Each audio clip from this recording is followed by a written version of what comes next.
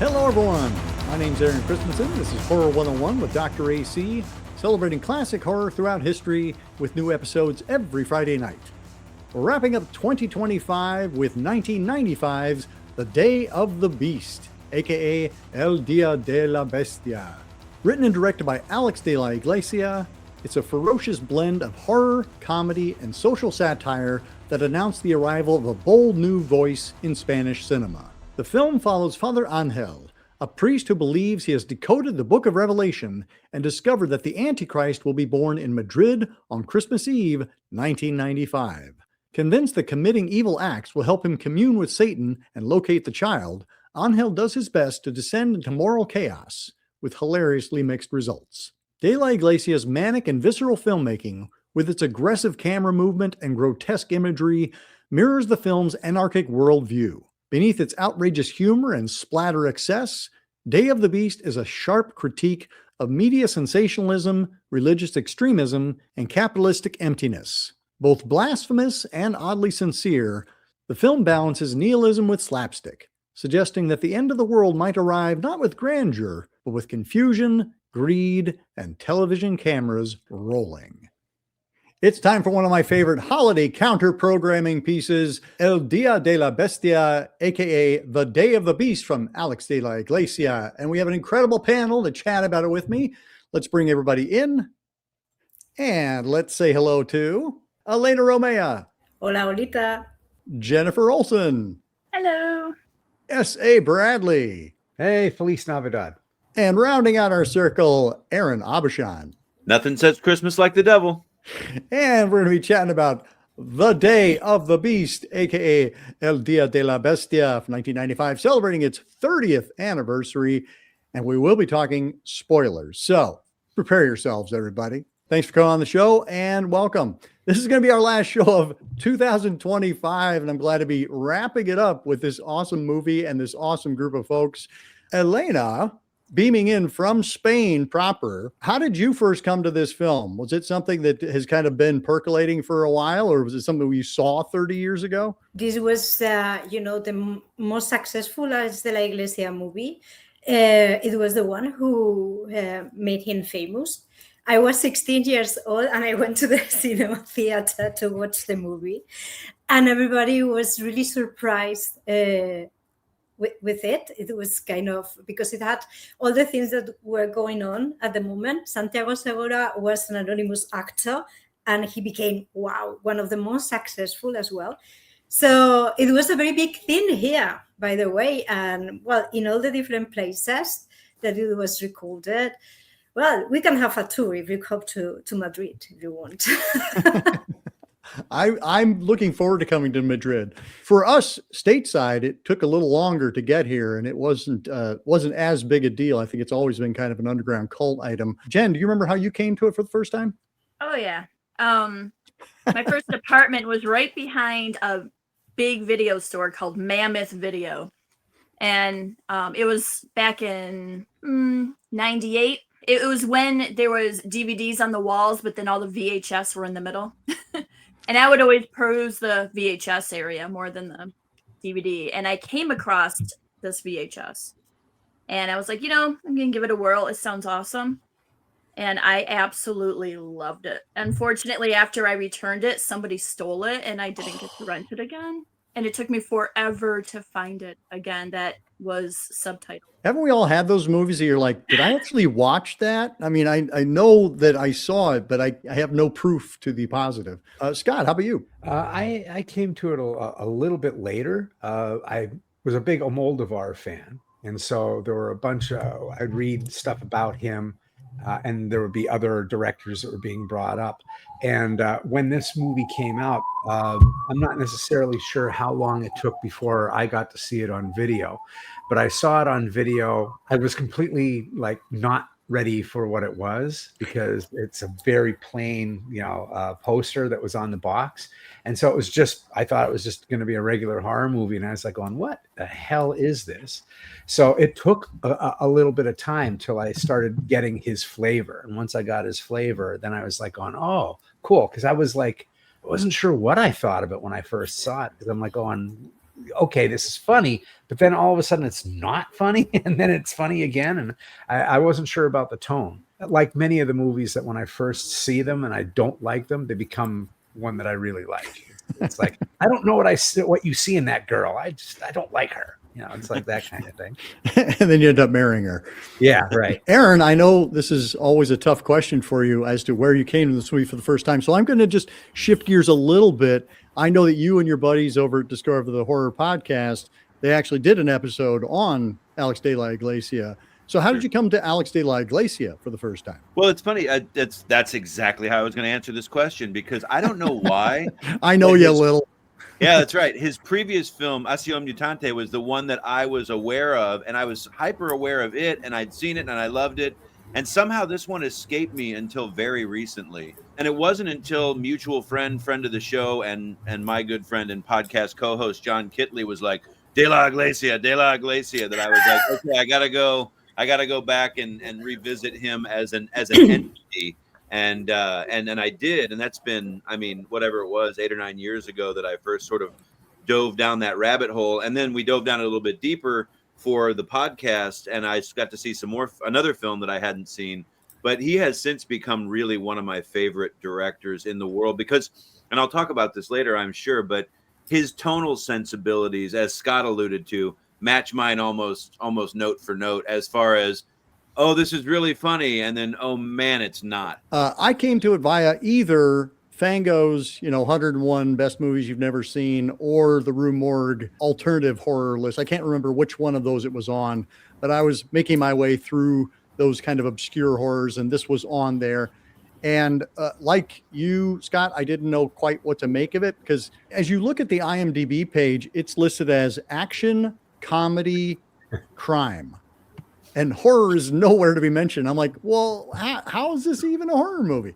But it certainly is. It dabbles in that kind of weird supernatural place. Elena, I want to bounce to you because, again, you having seen this in the theater, I'm sure you've kind of followed De la Iglesia's career. This was, very much a groundbreaking film. It kind of burst open the door for a whole new generation of filmmakers.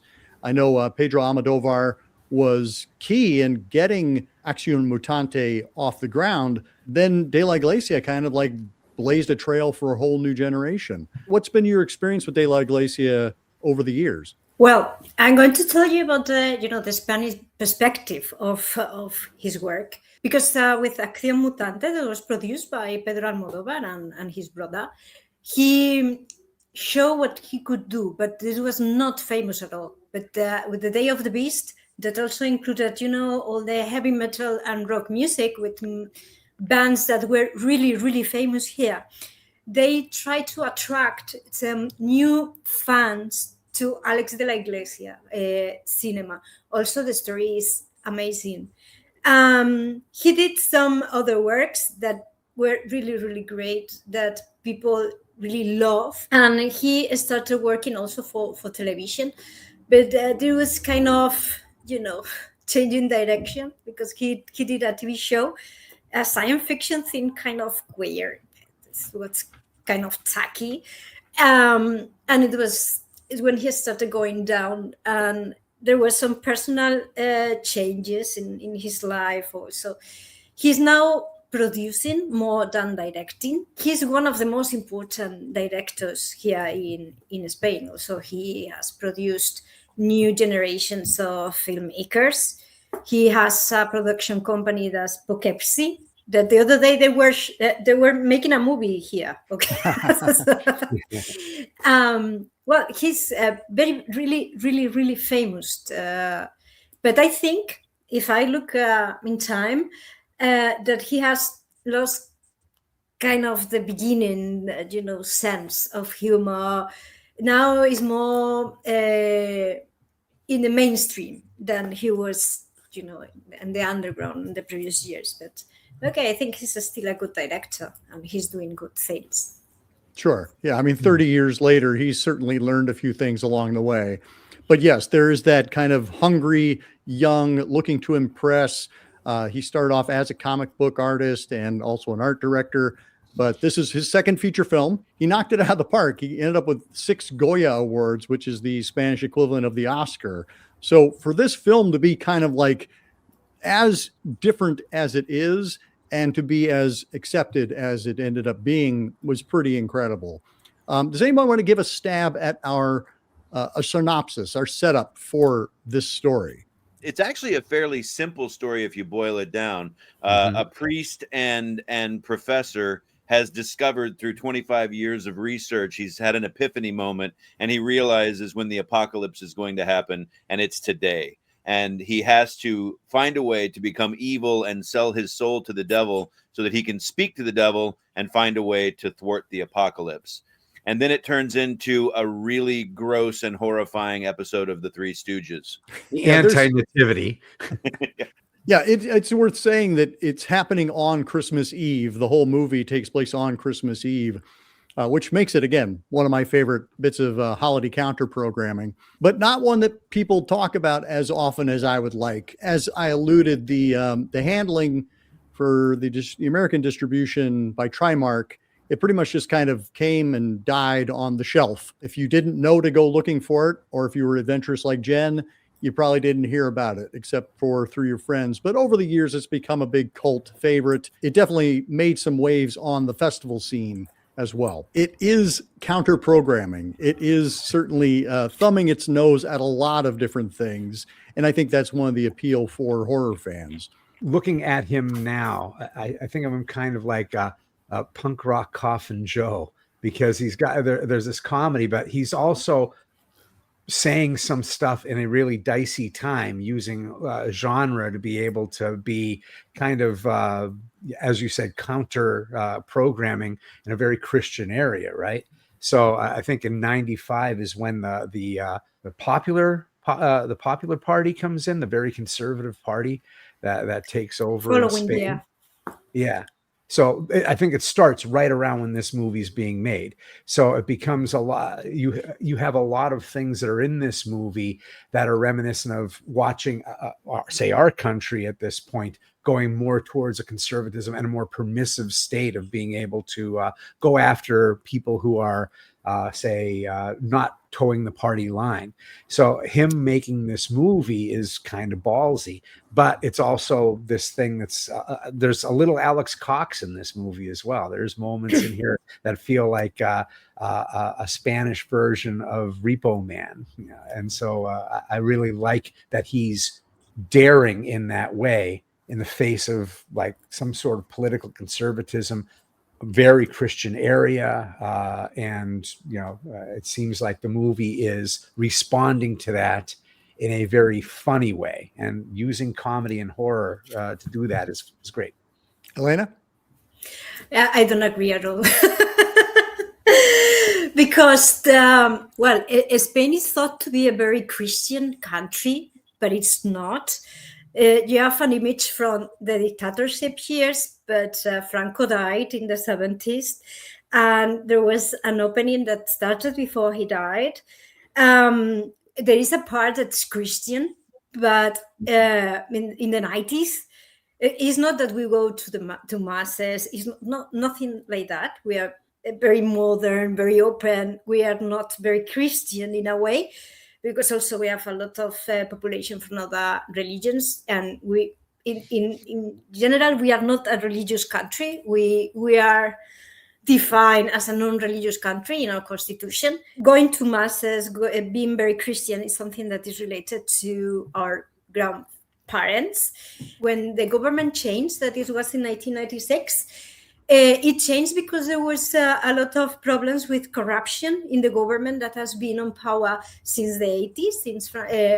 The change was because of that, no for the thing. There are things that appears that are related to politics in the movie, like, this group of people that's called skinheads that are just persecuting or attacking, the homeless people, etc. But I'm afraid to say that it was very typical in the 90s in Madrid. I was from, 18, 20 years old. And we have the problems with those people everywhere. You went out and there were always problems, but they were related to soccer more than politics. I don't see the politics side of this movie. I don't think it has nothing to do with that. Just making fun of, this what's happening with the TV shows. TV shows are very well reflected. What was happening here, but it's not politics or right-wing things. Interesting. Well, Elena, it's interesting because I would say that the United States would like to claim that it is also a country that is a lot of different religions that are represented. But there is certainly a Christian nationalism stripe that runs very much through our country. And that oftentimes gets used by politicians to lead people in certain directions. That may be why we view Spain in that way, is that that's kind of what it's projected. Same thing for, people looking from the outside at the US. They may see that Judeo-Christian identification. That's what makes this film controversial, such as it is that thumbing its nose at the Judeo-Christian idealism, the sanctity of Christmas. Has anybody seen 30 Coins? The TV Yes. show he did?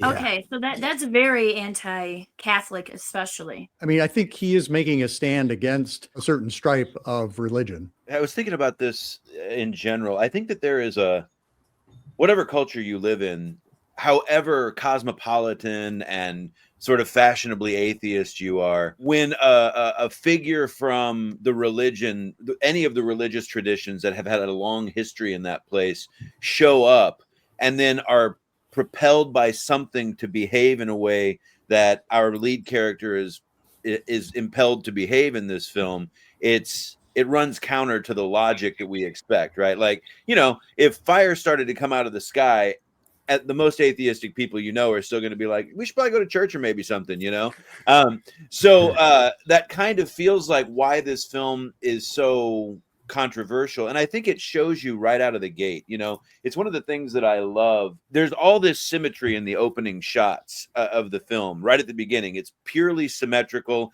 It takes place in a church. And every shot from the beginning is two characters and a big crucifix. And then it bounces back and forth between these sort of like over the shoulder reversals that go back and forth, but purely symmetrical. And then the moment that it steps out of symmetry, spoiler alert, the crucifix falls and smashes a priest. And you're like a fly swatter, plap. And you're like, uh-oh, I know I'm in something different now. And then if you know music, it took me a couple of times of watching this movie. The title track from this movie is the song Scarecrow by Ministry, which is my favorite song off the album that they brought out that same year, Psalm 69, which was kind of a big album for a band that I think was highly like the king of underground industrial metal before that, right? Like before that album. And so all of that imagery and that song on top of it, and then immediately thereafter, the priest walks up to a dying person, obviously to give last rites, and leans in, steals his wallet, and says, "I hope you rot in hell." And you're like, I don't know what this is anymore. And I think that's what also makes this film special, is that it is a Black comedy that takes us in a lot of different directions and I think it pokes its thumb in the eye of a lot of different figures. It pokes it at religion. It pokes it at television personalities. We have our metalhead character. You mentioned his name, Santiago Segura. Mm-hmm. He was De La Iglesia's pal, but wasn't really an actor. And, they said, hey, get your friend, he's cheaper than Javier Bardem. And that's how he got to be in the movie. And as you said, Elena, he became a huge star, and he's appeared in several films from Guillermo del Toro. He's continued to work with De La Iglesia over the years. This really was just kind of like this major breakthrough. It kind of changed the way things operated, I think, for Spanish cinema. I know this movie is kind of not difficult, but you're missing some background, because this is a movie that all the Spaniards understand, the same as other Ales de la Iglesia movies, but there are some little things that are so Spanish that people sometimes miss it. That happens to me when I'm watching a German movie or whatever.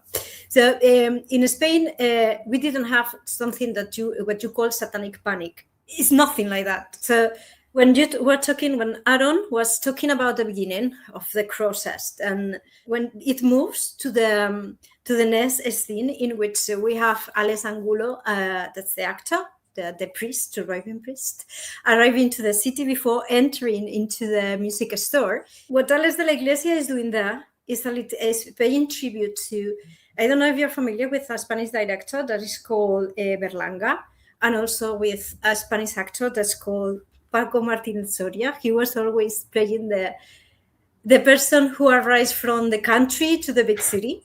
Okay. And is that kind of actor. It's the same things Alex Angulo, so the priest, is doing, is what this character will do. So there are many things that is very, very funny for us, that someone coming from outside cannot get the whole thing. The question is, what is it about this movie that made you all want to talk about it? I mean, I put this out there and people were like, I want to sign up for that. I want to sign up for that. So Elaine, I start off with you. Like, what is it about this movie, do you think, that makes it special for you then? And how has that changed over the years? And, what do you love about it? It changed cinema in Spanish cinema completely, because we were just with the typical movies, that's the comedies, romantic ones, or very tacky horror films, slashers with low budget, and suddenly it came with this kind of humor, these new characters, etc., and it just wired our minds completely. I love it all the time. I cannot stop watching it. I felt I was watching something completely different, something that was really, really new, and that made me go to the cinema more often, just to find something similar. Yeah, when you hear that voice, right, a really unique voice like a David Cronenberg, like a Sam Raimi, like a John Carpenter, that feels like something I've never had before. I feel like, Spanish horror, we think of Jess Franco, who's kind of his own thing, and Paul Naschy, who's kind of his own thing. In terms of Spanish horror, like as a brand, I don't think we really had that, did we? Yeah, that's the thing. It was a horror that you can relate, because all the different locations you can see in the movie is the city center. Is for example, I was watching the movie just in a cinema theater that was below the swept neon lights. Yes, so also you can see the three wise men, the typical things, because you have Santa Claus, but in Spain we don't have Santa Claus, we have the three wise men. And they were sitting there, and this is one of the most famous streets in Madrid. It was really familiar for us. It was not don't get offended, but the typical American slasher, in a camp, whatever. No, it was in the city center. All this was happening with locations that were the same as our houses. It was so great. And Jen, you said you loved it from the beginning. What was it that you remember loving about it? It has everything that I love. There's, heavy metal in it. There's big demon Satan, like with a weird, like, I don't know, his face is kind of weird to me, but it's so cool at the same time. It's like a horse, alligator, I don't know. It's awesome though. Psychedelics involved with which they took stupid amounts of acid. I don't know how they're even functioning running around this town. It just had a bunch of stuff that I find super amusing in a movie. It was like almost a apocalyptic Fear and Loathing in Las Vegas kind of thing for me back in the day. I just really loved it. Scott, how about you? Like, how has it changed for you, I guess, over the years? Obviously, it went up in my stock. It was funny. I don't think about, it's not a movie that I think about very often, but as soon as I saw it on the list, what Aaron said came to my mind, which is this cross falling, like this great pratfall of a giant crucifix falling on a priest. I'm like, oh yeah, that's like the opening ramp to this crazy movie. And so I couldn't remember all of it, but I remembered the crazy irreverence, and I was going, oh, we're going to be talking about this right around Christmas.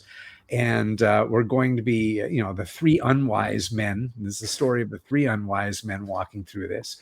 And I started thinking about the like the quote unquote punk rock sensibilities, like the very beginning of the movie, where you're going to have this boring exposition. Here's what I discovered. And instead of that, you get bells ringing, so you can't hear what he says. And he's obviously not even really talking, and they're not even pretending, right? And then when he's showing this document, this important document, you can't see it. It's over their shoulders, so he's completely taking the piss out of that thing of like, this is going to be a story about all of this sacred stuff. And I just thought that was a lot of fun. And so I really had to relearn what I liked about it by watching it again, because I just remembered these flashes. And then I'm like going, this is like the main character. It's like Monsieur Hulot's holiday gone completely awry, or the little guy from Benny Hill has his own movie and he's become a priest. It's like this very strange kind of character that you're following. And even it's half-hearted sin, right? And I remembered that. I'm like going, you'd think that he would get really nasty about some of the sin that this guy is going to do, but it's still lovably innocent. Even the I hope you rot in hell thing has this weird innocence. There's nothing really absolutely disgusting. He like steals people's suitcases and stuff like that. His heart's just not in it.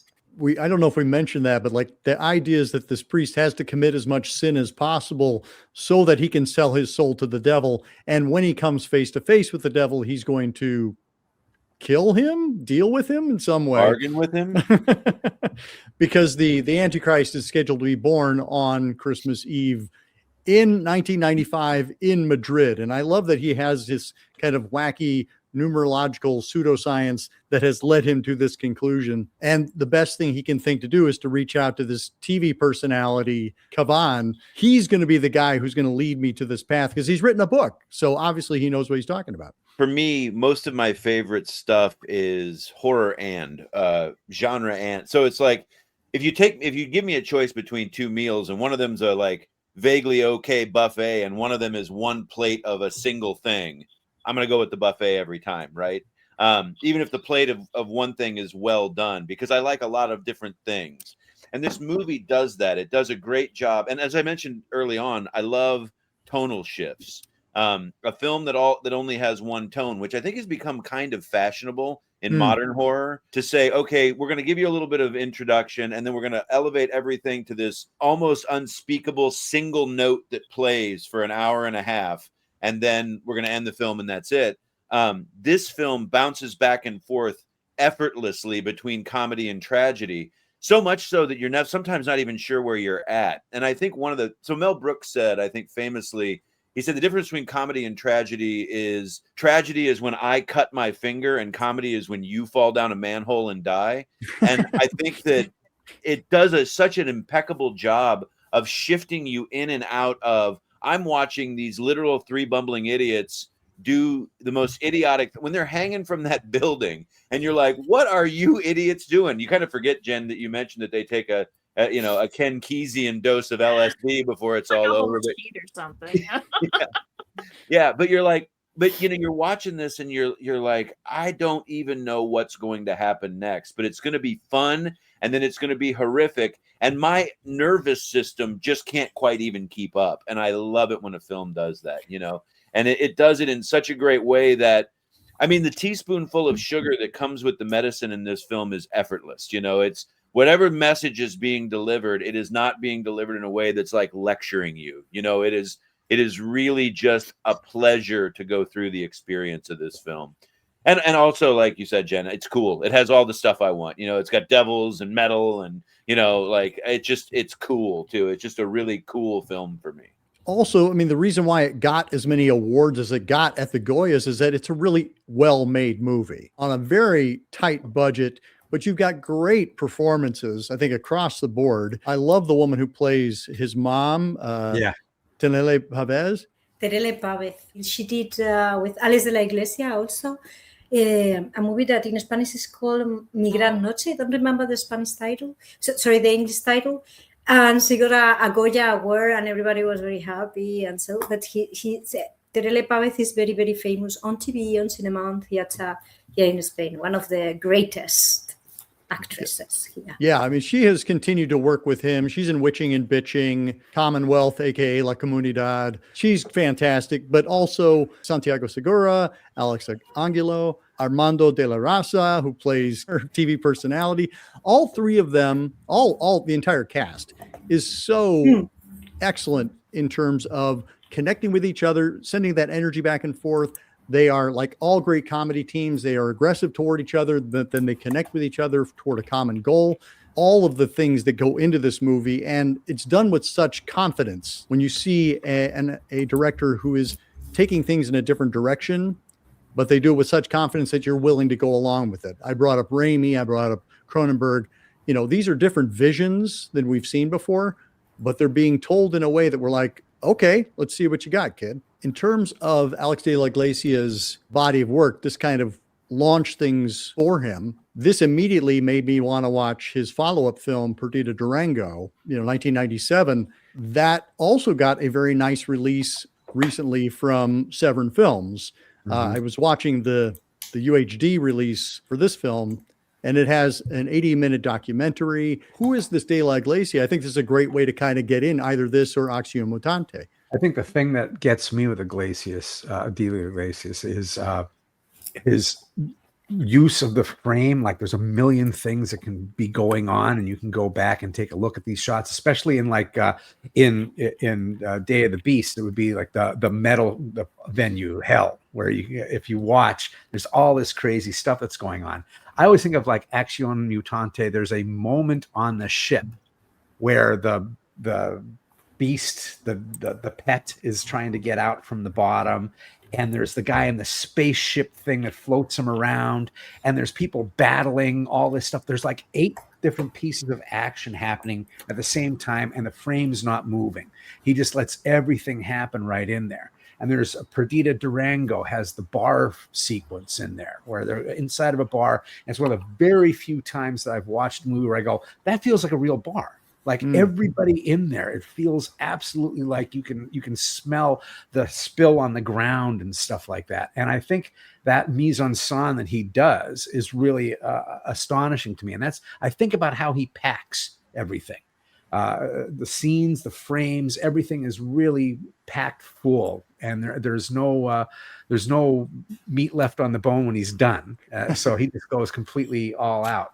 And I don't want to give short shrift to Day of the Beast at all on this, because there's so much happening in like the TV personality's house. When you see this apartment, it's just the most ridiculous. Everything feels like a social commentary in that. I mean, there's ivory fucking elephant tusks in the middle of the thing. He's tied to an Asian demon. And, all of this stuff is happening. And in the background is our metal guy, like just putting on masks and dropping them. There's such great bit of comedy, but understanding the frame, right? It's not just telling the story. It's like really using the frame to give everything a sense of reality to it. And I think whenever I think about him, there's the chaos and the kind of anarchic style that there is to things that are happening, and weird violence that happens in the middle of nowhere. But there's that whole thing of that idea of the frame itself barely containing what the story is. Aaron, you guys, whenever you cover a director, you usually pick 3 films. Each one of the co-hosts picks a film and you bring it to it. What are some of your favorite De La Iglesia films? Probably 3 of the ones that we picked, honestly. So I picked Perdita Durango because I'm such a big fan of, I should say I'm a fan of it, is good to undersell it. Wild at Heart, David Lynch's Wild at Heart, is a film that sent me to film school. And it is based on a Barry Gifford book that starts a series of books, the second of which is Perdita Durango. So to see that storyline told by a different, and I wouldn't say that De La Iglesia and Lynch have anything like the same sensibilities, but if I had to broadly put directors into categories, I'm not sure that they would live too far from each other, And so to see it through those different lenses, that was outstanding, and I love that. We did Commonwealth, and you mentioned Witching and Bitching, and when you schedule that episode, I'm going to be on that one too, because I just love that film. And I love one of the things that he does in this film, and I've seen him do it over and over again. I think that the Kavan character in this film would have been a Peter Vincent character from Fright Night in an American film.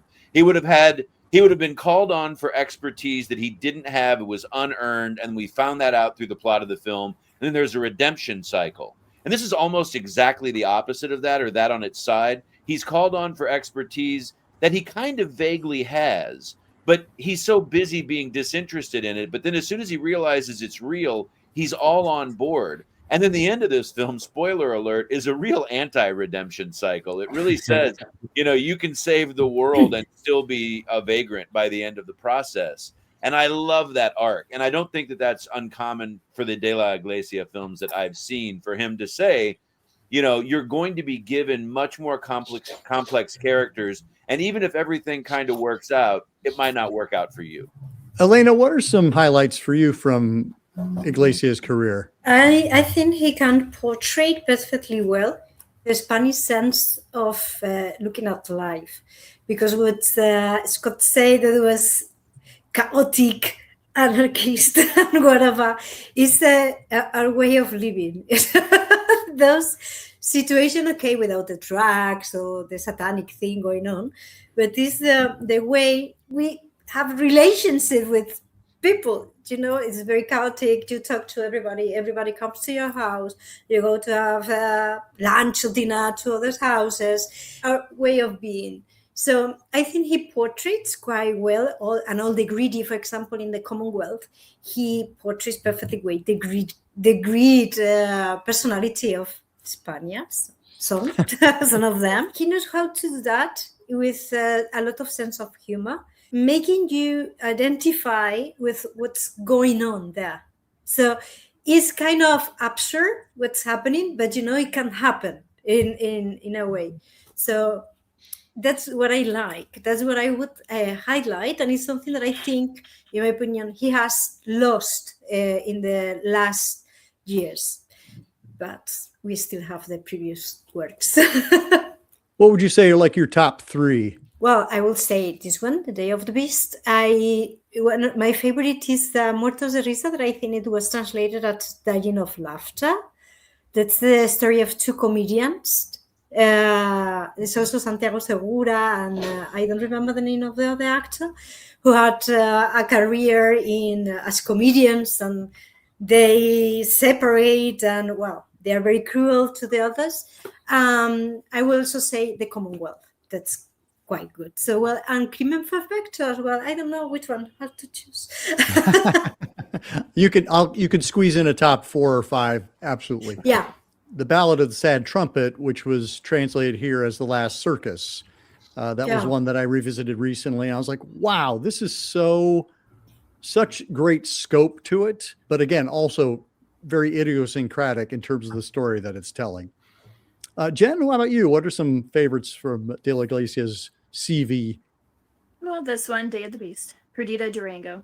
I love that one. I love Witchin' and Bitchin'. And I do love 30 Coins. I really liked it. I know that's a TV show, not a movie, but it kept my interest, which is really hard these days with TV shows for me lately, is keeping my interest. And it really kept my interest through the whole thing.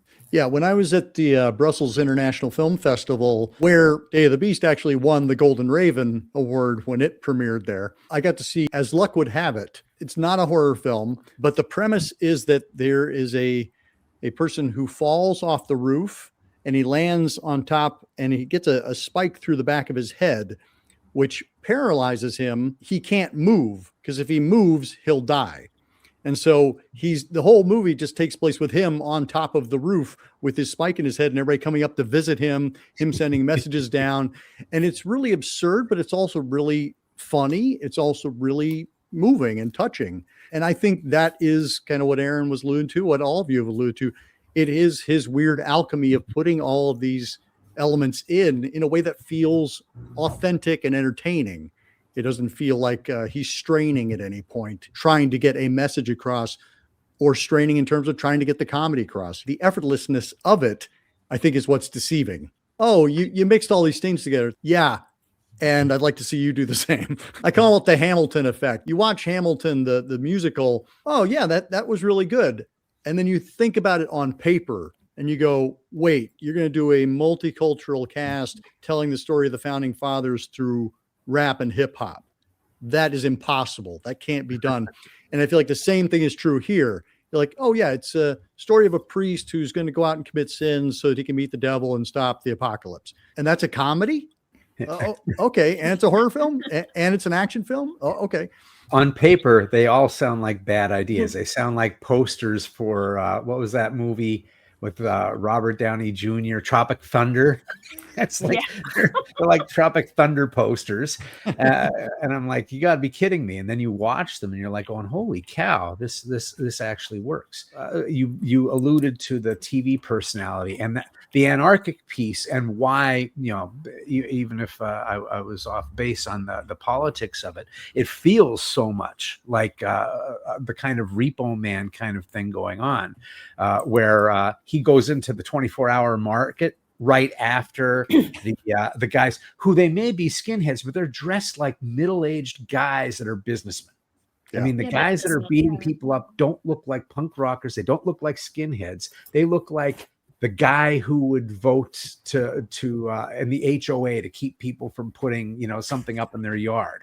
But they're going out at night pouring gasoline on people, and even on the news. And it might be the translation is off, but my subtitle said that they set fire to a vagrant, and that was considered vandalism. And I'm like, vandalism? I said, that's crazy. So to me, it felt very much like it was talking about this seething stuff that was going on. And when in doing that, doing it in a crazy punk rock comedy thing, when he goes into that convenience store and doesn't even register that everything is torn up, and there's a guy with his head twisted upside down, he's hanging out of the cooler, and he just opens up the next cooler door and grabs something. And then he says, I'll just leave money on the table. It's like business as usual is happening in Madrid is what I got out of it. And Clean Up Madrid was written everywhere. Kind of, this counter thing. But I love that it felt so much like an Alex Cox film in those moments. And I really loved the metalhead, even though as a metalhead, I was watching him going, this guy's not really a metalhead. He's an actor pretending to be a metalhead. But I loved how when he finally sees the devil, he can't stop laughing. Like the devil's coming at the door is pushing open, and he can't stop laughing. I'm sorry. And you might be able to say that it's the acid, but it's also the idea of, holy shit, this bullshit's really happening. And I have friends like that, where when trouble hits, they get the absurdity of how their world's about to fucking change. And I thought that was just the greatest thing, that it wasn't just for one moment. He's like in hysterics while they're trying to escape, and they're pulling him. And I thought that was one of the best bits of comedy that I've seen in a while. Yeah, but also he's on a drug trip, because he has taken all the, well, in Spanish we say trippies, because we get all the vocabulary of drugs from English. So they have taken, that drug. So they think they are hallucination, and he's laughing all the time because he has taken a lot of drugs. There is always when I watch it, I always have the same doubt. Is this happening, or is what they are seeing? Yeah, because maybe it's not happening, but they are hallucinating, what they have taken. Because it keeps flashing back and forth between the businessman with the baseball bat and Satan. It keeps flashing. So it's like, is he there? Is he not? And I always took it the guy laughing in hysterics as he doesn't know if it's real or not either. Hate to say it, but being one that tried acid back in my high school days. Right. Yeah. You get that moment of cracking up because you're like, is this real or not? I don't know. And you just can't stop laughing. We called it the permagrins. Yeah. But I guess that's where I was thinking his mindset was, because we don't know if it's real or not. Like Alina said, you don't know. Yeah, Scott and I just did an episode on 1990 art house horror with a couple unreliable narrators peppered throughout. So I hadn't thought about that. I think I was just taking this at face value, but I like the idea that this could all just be one big trip. As someone who has also tried I like over and how over and it's over. just confession time. Yeah. Who try? I spent my 20s trying, and I don't think that there is ever a sense that that you're ever so completely outside of reality that you, after a long enough time, you can't finally come to a conclusion about it, even in the midst of it. So that's what I think is really interesting, is that there's that point where the priest finally is like, screw it, I'm probably just messed up in the head. I just don't want to do this anymore. And that's where you really start to question the narrator. Like, I think that that's a brilliant thing to introduce, that even he, who has been certain throughout, and one of the things I think is really interesting too is that everyone follows his certainty. Because if you think about it, like, he's certain about something because he has expertise in it. 25 years of looking at this same set of documents, and he has renegotiated them, and everybody goes, once he finally gets that part out, everybody agrees with him. But did you guys notice that nobody ever questions the fact that he's like, and so I have to sin a whole bunch so I can meet Satan? And it's like, I think they all think why he's do you nuts. know that that's going to work? But nobody ever bothers to question that thing. So the fact that he eventually even questions himself, I think, is fascinating and leads some credence, lends some credence to this idea that maybe none of this is actually happening.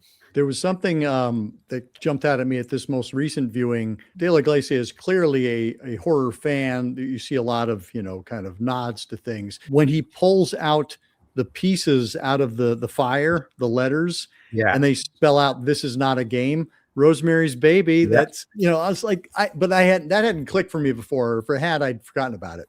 Yeah. But I love how he is consistently doing his own thing, but also paying homage at the same time. I love at that moment where, before he does that, he actually puts the letters together. They're like sitting there having mathematical conversations, 42 billion to 1. There are so many transmutations of these 15 letters. It will never be able to get it. And the dumbest guy is just sitting there and giggling, and he puts it down. This is not a game. And I thought that was great. It's so funny to bring up the numerology. So I'll make this as quick as possible. My family was into numerology in a doomsday cult. And so I had a particular enjoyment of watching this whole thing of this priest saying 25 years. What hit me was when it made me think of my family when he was shoplifting the book. And he's in the back with the manager, and the manager's like looking at him. He's got these two eyes that are going like this. So he's already like weird. And he's like, just listen to him going, of course you'd think that. And he's thinking he's absolutely crazy, and he doesn't want to make this priest go wild in front of him. But he's like talking out all of this exposition. And that was my family. They're like, oh, they're making up terms. 1914 was the end of the Gentile times. What the fuck are the Gentile times? And it started in 607. What the fuck happened in 607? And all this stuff. And they believed it so much that at the age of 8, I'm like going, wow, life is hard. Life is all math. This is a fucking nightmare. And then to find out that it was all horse shit. It was just something to find. By 10, I find out it's all horseshit. I can certainly understand where my punk rock sensibility comes from. First Santa Claus and then numerology. That's quite a 1-2 punch. Yeah. Well, I'm glad you brought that scene up, Scott, because that is where we finally find out what the hell is happening in terms of like what his plan is. We're 20 minutes into the movie at that point, and we've been watching him kind of like commit these random crimes here and there, but we don't know what's happening. We don't know why he's doing any of that. And I think that takes huge cojones as a filmmaker to be like, I'm not going to let you know what we're doing or why we're doing it for 20 minutes. You're just going to kind of sit in this and watch this priest do bad things. You're not going to know why for 20 minutes. Going into it, having seen it before, I knew what he was doing, but I'm flashing back and I'm like, I would not have known what he was doing. And I would have had to sit there for 20 minutes trying to figure it out. Another thing I think takes balls is to have a character who functions in no way to move the plot forward, and yet adds only flavor, and yet you can't imagine the movie without him. And that's Grandpa in my mind. this movie. The line when he says he goes around Starkies, man, I don't know why the word Starkies tickled every part of me, but I just laughed about that through the whole movie again this time. But also just to have this character who functions as a witness, and an unreliable one, because they make it clear that he's also on drugs, but to just spend the money on an actor, on the screen time, on weaving him somehow into the plot and the narrative, even though he's completely unnecessary, and yet without him the fabric of the film is incomplete. Well, you also save money on budget because you didn't have a costume or lines. That's a good point, though. We could kind of jump from there. Like, what are some people's favorite moments that kind of jump out at you, either that we've talked about already or ones that we have not? When they are in Caban's house and they start with, the ritual and everything, and they need a virgin, and suddenly a woman appears, like the Caban's girlfriend, and they say, okay, here we have the virgin. And I say, really? Something, do you think it's a virgin? And that's quite funny. And the three wise men part in the center of the city, when everything gets really, really insane, that's my favorite part. I remember when I was watching it for the first time, that I was, in my head, they are really going to do this? Are they going to show something? So for me, it was great. This is like, what, the best moment in our lives. A couple of things that jump out at me was during the Satanic ritual, when the goat came in and they don't know if it's there or not, and this thing stands up and like grins at him with like these dog-like fangs, like it just, I don't know why it cracked me up so much. That, and when Father Angel went to get the virgin blood, his interaction with the mom, hiding and like trying to like scooch the girl and Mina. I always loved that part, the whole interaction. And she's all, where are you? Where are you? And trying to answer the phone. This isn't a whorehouse. That part always cracked me up. They stole mine. So my favorites are literally the scene with the three wise men, because you can't believe that they gunned down the three wise men. I mean, that seems like, because again, you've got these three main characters who function through the movie, and the fact that the actual wise men get gunned down and then the three idiots are left banging around, that I think that's such a fun metaphor. And Jen, like you, I love the sequence where the interaction happens where he's trying to gather the blood, but I in particular like it after she gets a hold of him, because it's really what like a Three Stooges type routine would, because it's like pop, pop, pop, pop, pop, pop, and it has goofy music, as I recall it, and they're like chasing each other around in a goofy way, except it's horrific. He gets his ear blown off. She falls down the stairs. It's one of the moments that I think is best exemplifies what I was talking about earlier, where it is equally horrific and comedic in equal amounts at the same time. That sandwich is perfectly made.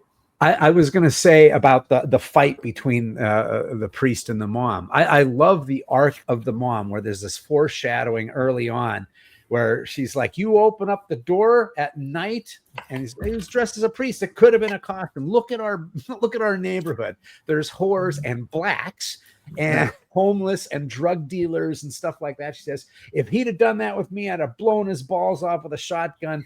And then I forget what else she says, but he'd be in a wheelchair forever. So she's not going to kill him. She wants to maim him and leave him like horrified and gross for the rest of his life. And then she gets a chance to do that. And when I was watching it this time, I was like going, this is like Coen Brothers stuff. There's like in the movie Raising Arizona, there's a fight between Nicolas Cage and John Goodman that straddles comedy and then goes into like a horrific piece. And the same happens in Barton Fink. There's a fight in there that it's like, it's supposed to be funny, and then it goes off the rails. And so there's this point when he's fighting the mom where it is so much comedy, and then it's like, wait, she just fucking died? Is she just hanging there upside down? She's fucking dead? And when you're sitting there mulling that, and then he tells the son, sorry, man, I kind of killed your mom. He's like, fuck that bitch. I'm like going, holy shit. Grandpa. Yeah, he's worried about grandpa. Now how's he going to get his stuff? And the idea that there's this suspense sequence, and in the middle of it, he's hiding in the toilet, and the grandpa's taking a dump there, and they're just like looking at each other. It's one of the really absurdist kind of things that I really like about the movie. And I would say the end, which is weirdly anticlimactic and sad. Like in the end, they say that they saved the world, but it's really the fucking skinheads kill the kid, right?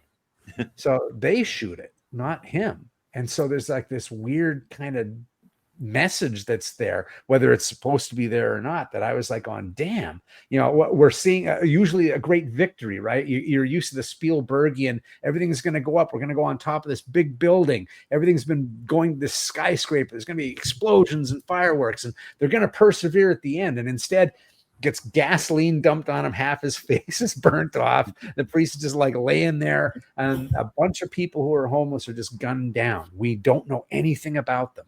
They're just nameless folks, and they're dead. And when they pull the cardboard off, there's a dead baby. And it's like, and they immediately assume that that's the Antichrist. I'm like going, fuck, that's dark. Yeah. Yeah. That was what struck me, was that idea of we saved the world, or maybe it was just, a homeless couple with a kid and they were in the wrong place at the wrong time. Like there's a sadness there. I mean, it really is, religion is all about faith and making a narrative for yourself. And that's kind of what this movie is. It's like, well, what story do you want these events to tell for you? I really was struck by that this time. And I think that it's done again in a way that feels, it's a lighter touch than you'd expect. If you were expecting someone to deliver an anti-religious or an anti-Catholic message, it doesn't feel like it's hitting you over the head. It just feels like it's there for you, should you so choose to see it. Can I just say real quick too, we talk about favorite moments. My least favorite moment by a country mile, but it's so effective, and I think I understand why it's there, is the rabbit. Yeah. Every time I watch this movie, I forget about the damned rabbit and how the way you're brought into it. At first you think someone's holding a rabbit, and then you think someone's strangling a rabbit, and then she turns it ever so slightly, and you see that, oh no, it's eviscerated and it's being cut up. And then that whole dialogue sequence, you're watching nothing but her cut the rabbit. I couldn't tell you what their faces are doing in that scene. All I'm watching is that rabbit gets dismembered. And then the rabbit becomes a constant throughout the rest of that act. They're constantly referring back to it. Oh, you want some rabbit? Oh, this fucking rabbit. Throw the rabbit on the. You watch this animal and you know what his little furry face looks like, and now this asshole is gonna throw the rabbit on the floor. And then later on, the reason that he explains that he's in the bathroom is, oh, the rabbit got to me. So that they keep dragging up the memory that you've had, that trauma of the rabbit gets brought up over and over and over again. So it's like he purposefully traumatizes us, as well he should, because we should all be more cognizant of where our food comes from. But man, is it not my favorite thing to watch. Elena, you and I talked about a rabbit when we talked about Polanski's Repulsion earlier this year. I was thinking the same thing. I'm thinking, but in Repulsion, we have also the same thing going on all the time.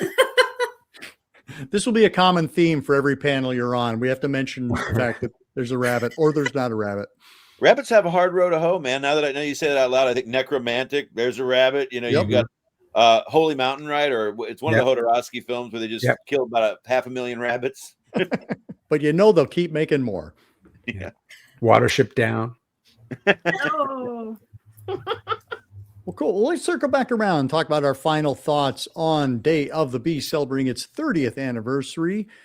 Scott, do you mind if we kick things off with you? Sure. I think rewatching it as 30 years later, it does very much feel like a mid-90s kind of film. And it feels very much like it could be mid-90s in the United States. There is a certain tinge to the cynicism and the satire that was happening at that time. And I really feel it in here. I will go back to the way that the director spends his time filling the frame.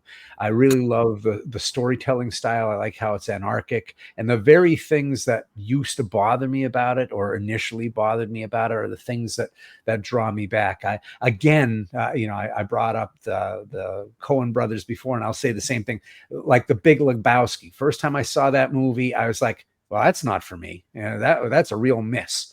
And then the next morning, I'm waking up looking at my wife going, did the carpet pisser do that? And it's like immediately the thing that you hate is the thing that suddenly you realize got deep under the skin. And so I think there's something to this movie where I keep going back to it because it got underneath my skin. Nice. Jen, how about you? It's just an extremely fun movie. I encourage everybody not to just stop at this movie, but look at the rest of the director's catalog, because there's a lot of great stuff in there that a lot of us in the US haven't really come across. Yeah, I don't know why De La Iglesia is not a bigger name in the English-speaking world, but I agree. The further you dig into his filmography, there's a lot of rewards to be found. Oh, yeah. Elena. Well, as I told you before, I think it's a movie that still works today. That reflects a lot of the Spanish culture. And also, there are parts in the city that when you look at them, you think about the movie. And that's very important because the swept neon lights are still there. They try to put them down, but people say no. So it's because of all these things. It's part of our history, of our life, the city, and everything. It changed horror, Spanish horror as well. I think it's one of the most representative Spanish movies of the time. And Aaron. I just think this is a great gateway drug. You know, it strikes me that this might be of the De La Iglesia films that I've seen, one of the easier ones to get into because it is truly just so enjoyable from beginning to end. And yet it mixes in, I think, those qualities that are uniquely his that you'll find in all of his films, at least the ones I've seen. So if you haven't seen any De La Iglesia, this is a great place to start. And if you haven't seen it for a while, I don't know how many viewings I'm into this film, 4 or 5, I think. Certainly not as many as you, Elena, but I've got a few, and I don't think I'm anywhere near the end. I had the same experience. I watched it and I immediately was like, I need to watch that again. I know there's things that I'm missing because, there's so much going on contextually, visually, orally. We didn't even talk about the soundtrack, but I mean, like, it's a feast, a cinematic feast. And I'm just so delighted to have this conversation with you all. That's, of course, whenever I'm watching one of these challenging movies, I'm looking forward to having the conversation. And thank you all for showing up and delivering. Wishing you all a great rest of 2025 and looking forward to seeing you next year. And until next time, keep searching, keep exploring, and keep sharing the scare.